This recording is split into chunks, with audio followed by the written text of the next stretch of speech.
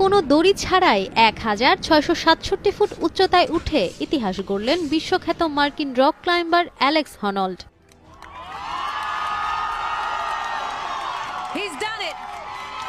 আকাশছোঁয়া উচ্চতা আর মৃত্যুর হাতছানিকে তুচ্ছ করে ইতিহাস গড়লেন তিনি।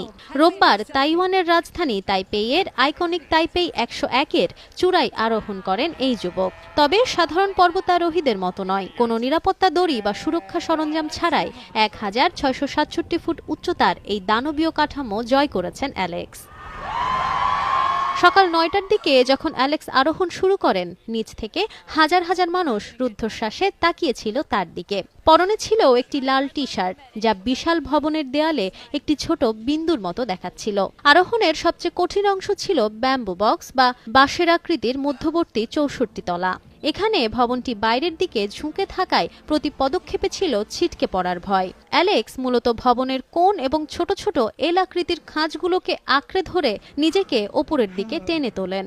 এই সম্পূর্ণ ফ্রি সোলো সরাসরি সম্প্রচার করেছে নেটফ্লিক্স। বৃষ্টির কারণে অভিযানটি একদিন পিছিয়ে গেলেও রোববার আবহাওয়া অনুকূলে থাকায় অ্যালেক্স তার চিরচেনা ক্ষিপ্রতায় মাত্র ১ ঘন্টা ৩১ মিনিটে চূড়ায় পৌঁছে যান। নিচে জড়ো হওয়া শত শত মানুষ উল্লাসে ফেটে পড়ে যখন অ্যালেক্স চূড়ায় দাঁড়িয়ে ২ হাত তুলে করেন বিজয় উল্লাস। এটিই ছিল বিশ্বের ইতিহাসে কোনো দড়ি ছাড়া উচ্চতম ভবনে আরোহণের record. Nafisa Noal, Times today.